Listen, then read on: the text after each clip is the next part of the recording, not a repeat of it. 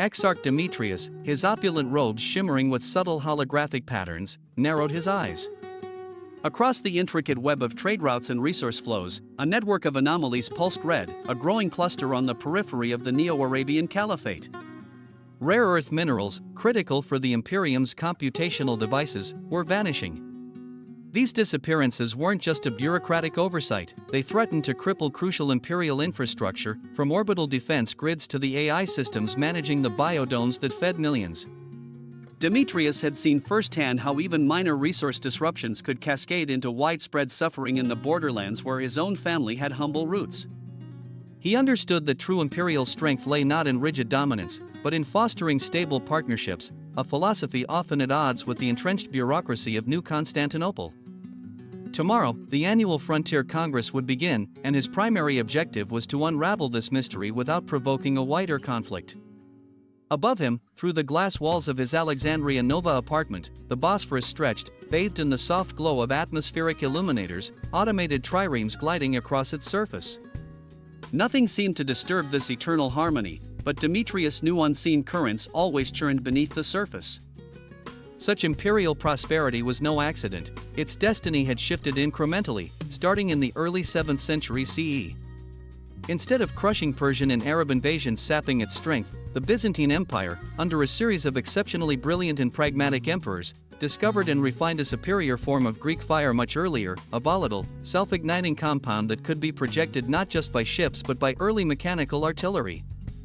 Simultaneously, internal administrative reforms under a more stable Heraclean dynasty fostered unprecedented national unity and a highly efficient, meritocratic military. Crucially, Emperor Philippicus II, a military genius and reformer ruling around 720 CE, not only repelled the Arab sieges of Constantinople with devastating success but launched a series of calculated counteroffensives. His forces, leveraging their perfected Greek fire and a newly professionalized, highly mobile army, systematically broke the back of the nascent Umayyad Caliphate's expansion in Anatolia and later, in Syria and Egypt. This decisive shift prevented the sweeping Arab conquests that characterized our history, fundamentally altering the development of Islam, which remained a powerful but regionally contained religious movement. This early, sustained resurgence profoundly reshaped the global landscape for over a millennium. The Neo-Roman Imperium came to encompass the entire Mediterranean basin, its borders stretching from the Pillars of Hercules, Gibraltar, in the west, through North Africa and the Levant, deep into Mesopotamia, and across the Balkans and Anatolia to the Crimean Peninsula. Its influence radiated outward, with client states and protectorates extending into Persia, the Slavic lands, and even parts of Western Europe. The empire evolved into a highly centralized, yet adaptive, technocracy. The ancient Roman administrative divisions, themes, were perfected, governed by highly educated exarchs chosen through rigorous meritocratic selection. The Basileus, while retaining ceremonial and spiritual authority, was advised by a council of technocrats and strategists. Roman law, continuously updated and refined, provided an unparalleled legal framework, ensuring stability and justice across vast territories. Orthodox Christianity became the dominant global faith. The flourishing of Greek philosophy, art, and literature was unbroken. Greek remained the undisputed lingua franca of science, diplomacy, and higher learning across the Mediterranean and beyond, rivaling even Latin in its global reach. The rise of Islam was contained, allowing its distinct cultural and theological development, but preventing its historical imperial expansion. Without major periods of decline or widespread destruction, Byzantine scientific inquiry and engineering prowess flourished. Greek fire evolved into sophisticated chemical agents and later, plasma weaponry. Advanced metallurgy, refined from ancient Roman techniques, led to super-strong alloys. Their mastery of hydraulics, optics, and early clockwork from antiquity progressed into sophisticated automation and computational devices centuries before our timeline. Medicine remained far ahead, eradicating many diseases that plagued our medieval period. This unbroken scientific tradition laid the groundwork for an earlier, more holistic approach to industrialization and space exploration. Western Europe, lacking the impetus of the Crusades and facing a powerful Eastern neighbor, developed differently. It remained a patchwork of smaller kingdoms, often looking to Constantinople for political and cultural guidance. Russia, already heavily influenced by Byzantium, became an even more integrated spiritual and cultural offshoot, never experiencing the isolation that allowed for distinct Tsarist autocracy. In 2025, the Neo-Roman Imperium was a blend of ancient glory and hyper-modernity. Its cities featured self-sustaining biodomes for food production, automated logistics networks, and AI-driven administrative systems. Its military, though formidable, operated on principles of deterrence and precision, backed by advanced orbital defenses and deep space probes. Its vast libraries, meticulously preserving every scrap of knowledge from antiquity, were now hyper-connected digital archives, driving continuous innovation. Demetrius was preparing for the annual Frontier Congress, a delicate negotiation with the emissary of the Neo-Arabian Caliphate. This caliphate, a much diminished, autonomous state whose territories barely extended beyond the Hijaz and parts of the Arabian Peninsula, was a mere shadow of its historical potential.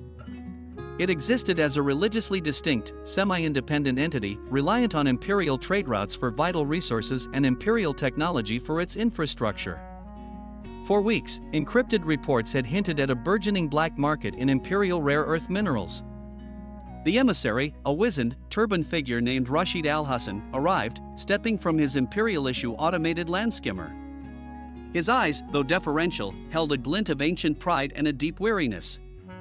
Rashid represented a culture that had developed its own unique theological and artistic traditions in relative isolation, but had never achieved the global reach that marked the imperial age.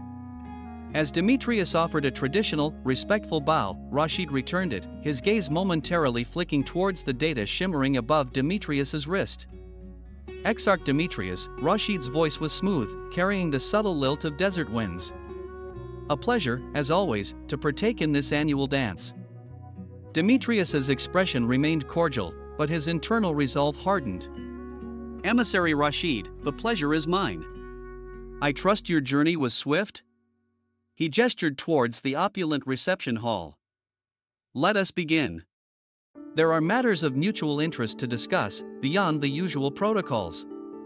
The main chamber of the Exarchal Palace was a blend of stark Roman practicality and luminous Byzantine artistry. Automated scrolls projected intricate maps of the Mediterranean, highlighting trade routes and resource allocations, while the vaulted ceiling shimmered with slow-moving celestial constellations. Demetrius and Rashid settled into plush seats facing each other across a polished obsidian table, flanked by their respective aides. For Demetrius, this was his chief strategist, Lyra, a stern woman whose sharp mind was matched only by her unwavering loyalty to the Imperium. For Rashid, it was a young, intense scholar named Karim, whose gaze darted nervously between the two leaders. Emissary, Demetrius began, his voice calm, the annual resource quotas have, as you know, been largely fulfilled by the Imperium. Our shared prosperity hinges on these agreements. However, recent irregularities in the flow of certain raw materials have been noted. Rare earth minerals, specifically. Their disappearance from imperial channels suggests unauthorized diversions. Rashid's expression remained unreadable, a desert mask perfected over generations. Exarch, the Caliphate is a humble partner in your vast domain. Our needs are great, our resources limited. We rely on your benevolence for our stability. He leaned forward slightly. However, this year, my people face an unprecedented challenge. The desert expansion, exacerbated by the recent solar flares, has rendered more arable land barren. Our population grows, but our capacity to sustain it diminishes. Demetrius's internal sensors registered the shift in Rashid's tone. This wasn't the usual plea for increased rations. Go on, emissary. We require, Exarch, Rashid continued, his voice firm, access to advanced hydrological purification units. Not the standard imperial issue systems, which are sufficient for our domestic needs, but those capable of rendering vast quantities of brackish groundwater potable. And, critically, we require the schematics for their self-replication. We seek not charity, but the means to self-sufficiency. Lyra's sharp intake of breath was barely audible. Demetrius felt a cold dread ripple through him. These purification units were powered by microfusion reactors, highly sensitive technology deemed restricted by the Imperial Senate. Their self-replication schematics were even more tightly controlled, considered a potential military application by those paranoid enough to foresee an independent caliphate. This was the opening salvo, far bolder than he had anticipated. "Emissary, you ask for technology considered vital to imperial security," Demetrius stated, his voice carefully neutral. "Such requests fall outside the purview of standard frontier Congress negotiations. The Senate's protocols are clear on this."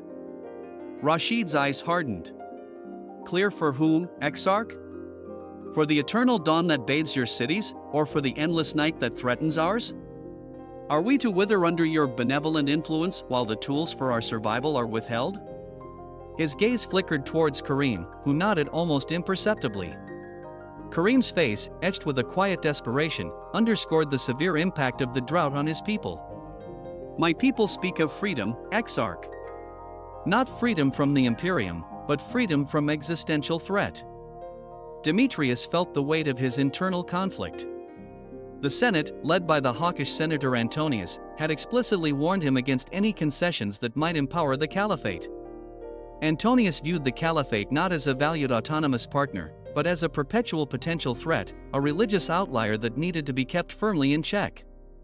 He genuinely believed that any perceived weakness, any concession, could unravel the centuries of stability the Imperium had painstakingly built. "History has taught us the cost of leniency," he'd once asserted to Demetrius, referring to earlier, minor border skirmishes. Yet, Demetrius, a product of Alexandria Nova's pragmatic, problem-solving culture, understood the caliphate's plight. He had visited their arid lands years ago on a diplomatic mission, witnessing firsthand the struggle for survival. He believed genuine stability came from empowering communities, not suppressing them. "Emissary," Demetrius said, choosing his words carefully, "the Imperium has always prioritized the welfare of all its peoples. Perhaps a different approach, a joint venture to develop a new generation of arid land reclamation technology, overseen by Imperial engineers?" Rashid scoffed, a rare display of open disdain. "More Imperial engineers, Exarch? More Imperial oversight? We are not children to be tutored. We are a people with our own engineers, our own scholars, our own capacity for innovation. We lack only the fundamental components you hoard." This was a direct challenge. Demetrius felt a surge of frustration. He knew the smuggling operation was the leverage he needed, but exposing it now would be an act of war, potentially escalating the situation beyond diplomatic resolution. He had to play this carefully. The first day of the Congress ended in a stalemate. Rashid's demand for advanced hydrological schematics was unwavering, and Demetrius's refusal, bound by senatorial decree, was equally firm. Lyra, Demetrius's strategist, was agitated. "He knows, Exarch. He knows about the smuggling. This demand is a smokescreen, a negotiation tactic to make us reveal our hand."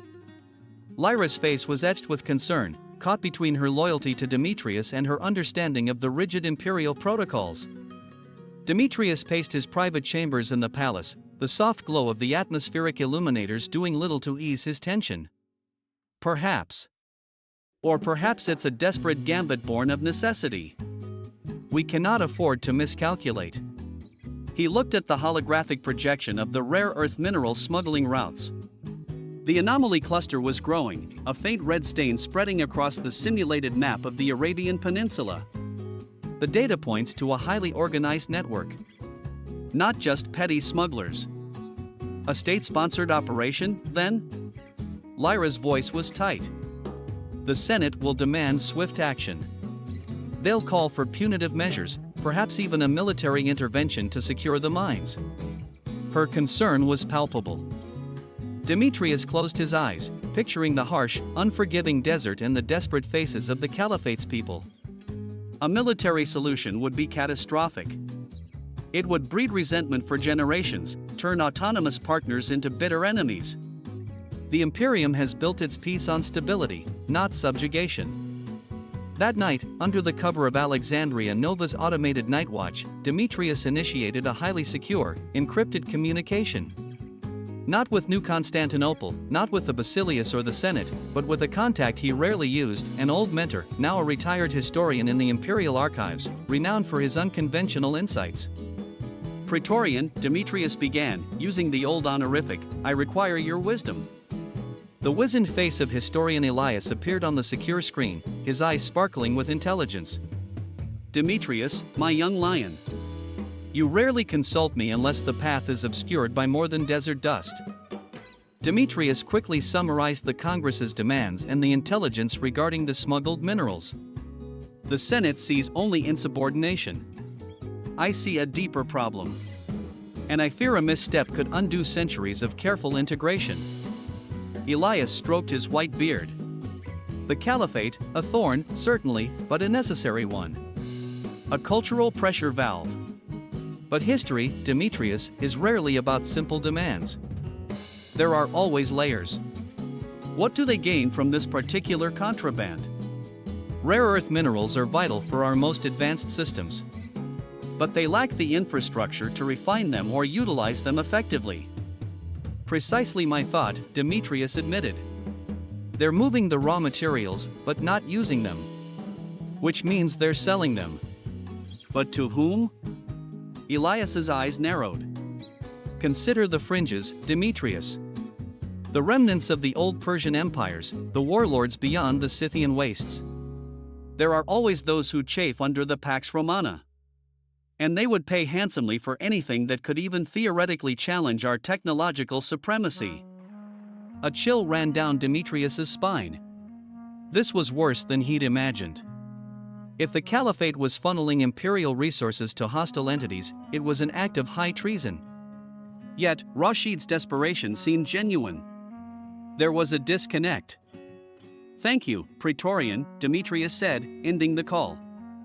He had a new lead, a more dangerous possibility. He needed to verify it, discreetly, before the next session. The next morning, the tension in the Congress chamber was palpable. Rashid appeared more determined, his gaze fixed on Demetrius. Exarch, Rashid began, foregoing the pleasantries, my people are suffering. They look to me for solutions, not empty promises. If the Imperium cannot provide the means for our survival, then we must seek it elsewhere. Demetrius felt a jolt.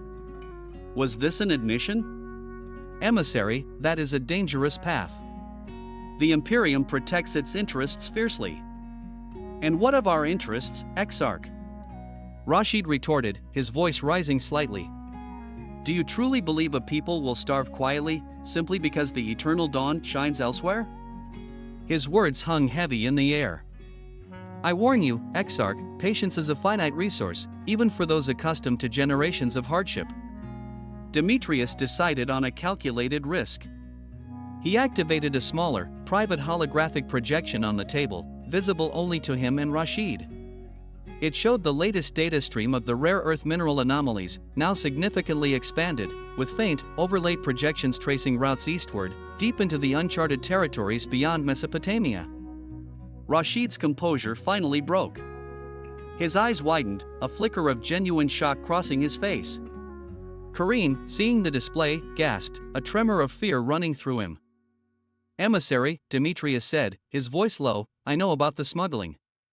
And I know the destination of these materials. This is not merely a violation of trade agreements. This is an act of hostile provisioning. You are arming those who would seek to destabilize the very peace that allows your people to exist. Rashid was silent for a long moment, his gaze fixed on the shimmering map. Then, he looked up, and for the first time, Demetrius saw a raw desperation in his eyes, devoid of any pretense. You are right, Exarch, Rashid admitted, his voice barely a whisper. We are selling them. But not for profit, not for power. For food. For water. For what the Imperium denies us. He leaned forward, his voice gaining strength, raw and urgent. The hydrological units you offer are too slow, too limited. My people are dying in the outer villages. My youngest daughter, she was feverish from contaminated water, Exarch. The solutions you propose are bureaucratic platitudes against a tidal wave of thirst. He paused, then confessed, a shadowy network approached us months ago. They offered payment in grain, in advanced irrigation systems, in emergency water purifiers, all in exchange for the rare earth minerals from our desolate fringes. We have no means to process them ourselves, no use for them. It was a desperate bargain, Exarch. a choice between starvation and this. He gestured vaguely at the holographic map. We never sought to arm your enemies, only to feed our children. Demetrius absorbed this, a wave of cold realization washing over him. Rashid wasn't a traitor, but a desperate leader caught in an impossible bind.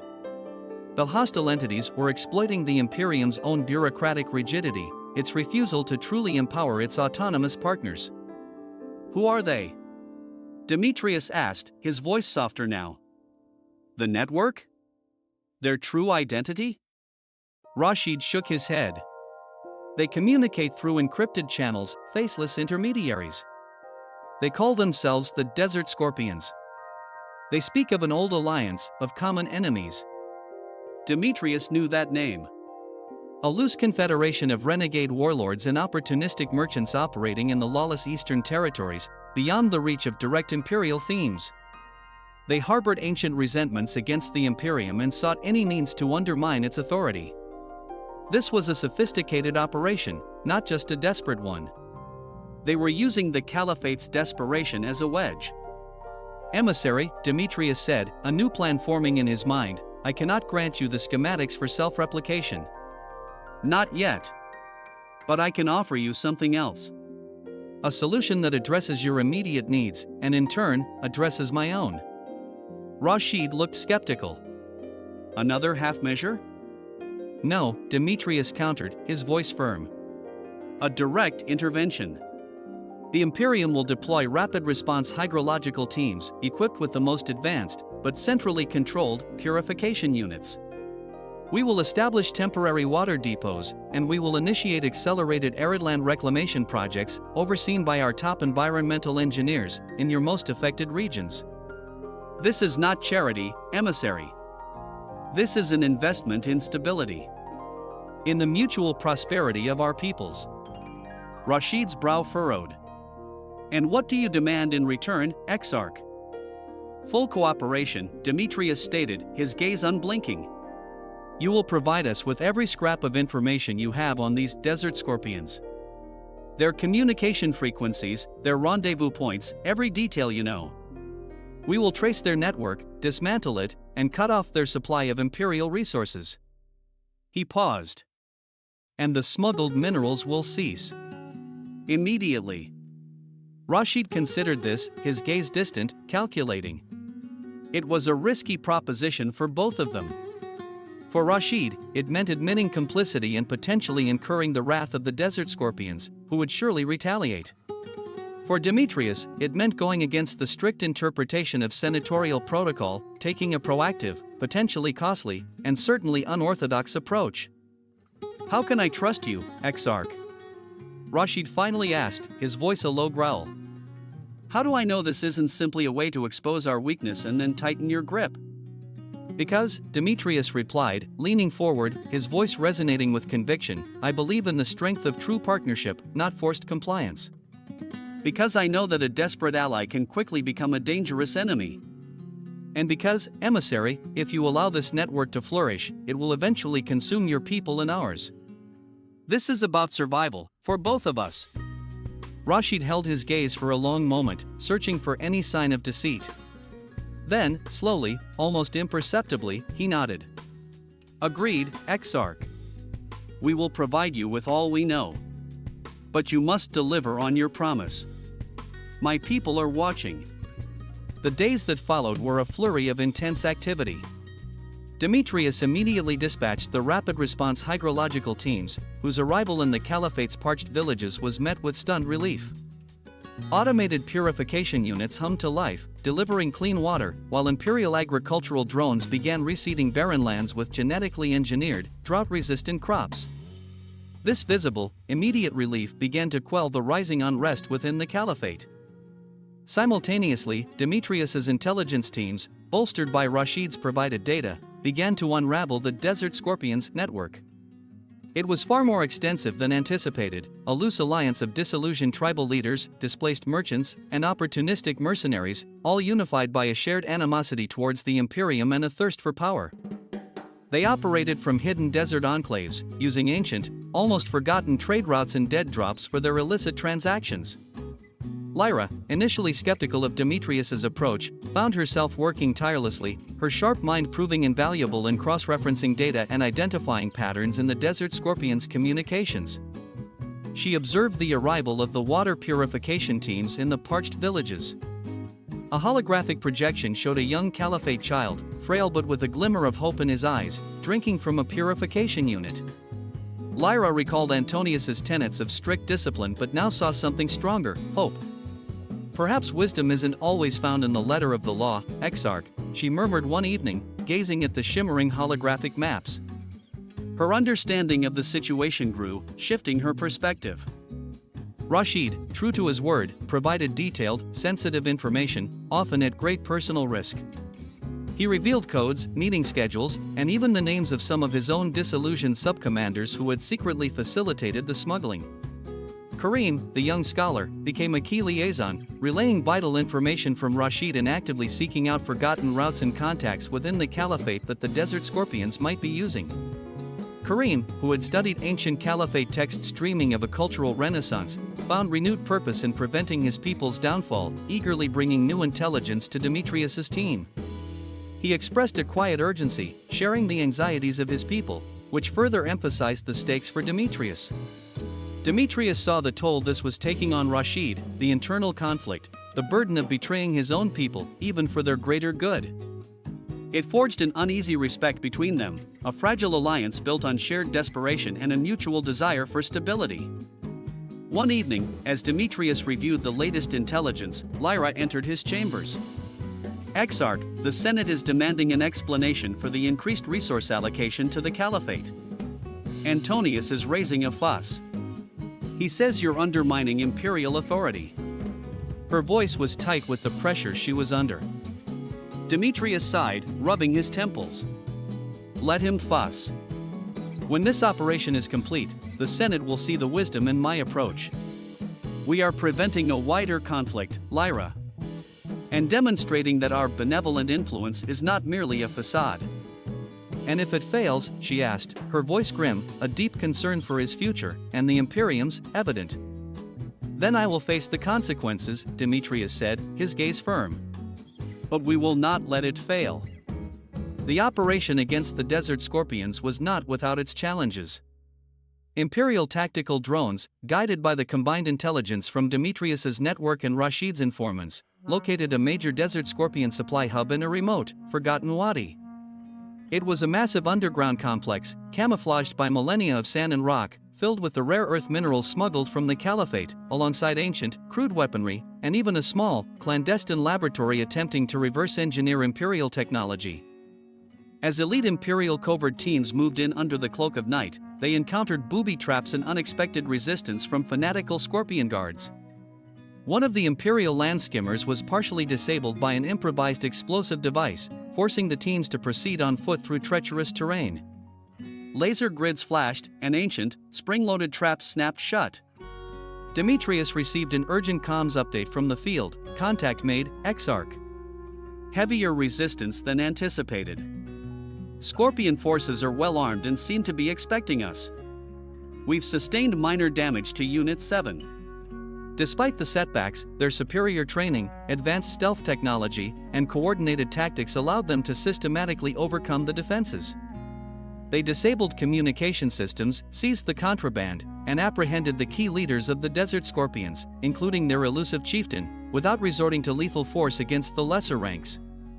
The Desert Scorpions were a viper's nest, but without their leadership and their illicit gains, they quickly unraveled. News of the successful operation rippled through the Imperium and the Caliphate. In New Constantinople, Senator Antonius was initially furious, demanding a full inquiry into Demetrius's unauthorized actions. However, the undeniable evidence of the Desert Scorpions' deep-seated treachery, the prevention of a major crisis, and the Basilius's quiet commendation for Demetrius's decisive, non-escalatory actions slowly began to turn the tide. Antonius, ever the pragmatist beneath his rigid exterior, begrudgingly acknowledged the outcome, though not the method. Perhaps the outcome justifies the means, this once, he muttered to a bewildered aide, a flicker of grudging respect in his eyes. Back in Alexandria Nova, the final session of the Frontier Congress commenced, but the atmosphere was dramatically different. The tension had dissolved, replaced by a cautious optimism. Rashid al-Hassan, though still wizened, carried himself with a renewed sense of dignity. The immediate threat to his people had been averted. Exarch Demetrius, Rashid began, his voice no longer desperate, but filled with a quiet gratitude, "Your actions have saved countless lives. My people will not forget this." Demetrius nodded. "And your cooperation, emissary, has ensured the continued peace of the Imperium. The desert scorpions are dismantled. Their network, broken. And the hydrological units?" Rashid inquired, a subtle hope in his eyes. Karim, standing behind him, leaned forward expectantly. Demetrius smiled faintly. "The temporary depots will remain until the accelerated reclamation projects yield sustainable results. And as for the schematics for replication, a phased program will be initiated. Under strict imperial oversight, of course, but with the full involvement of your own engineers and scientists. We will train them, work alongside them. True self-sufficiency takes time, emissary, but it is a path we are now prepared to walk together." Rashid's face broke into a genuine, if fleeting, smile. "A new dawn, perhaps?" "Perhaps," Demetrius agreed. The delicate dance of diplomacy between the enduring Imperium and its autonomous neighbors had evolved, new threads of trust and mutual respect woven into its fabric. The crisis had been averted, not through domination, but through understanding and calculated risk. And in the quiet satisfaction of a job well done, Demetrius knew this was the true strength of the Neo-Roman Imperium, not just its enduring might, but its evolving wisdom.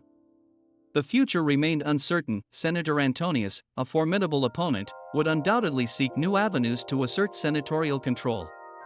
But for today, the waters flowed, and hope, like the luminous biocomposites of the triremes, glowed in the heart of the desert.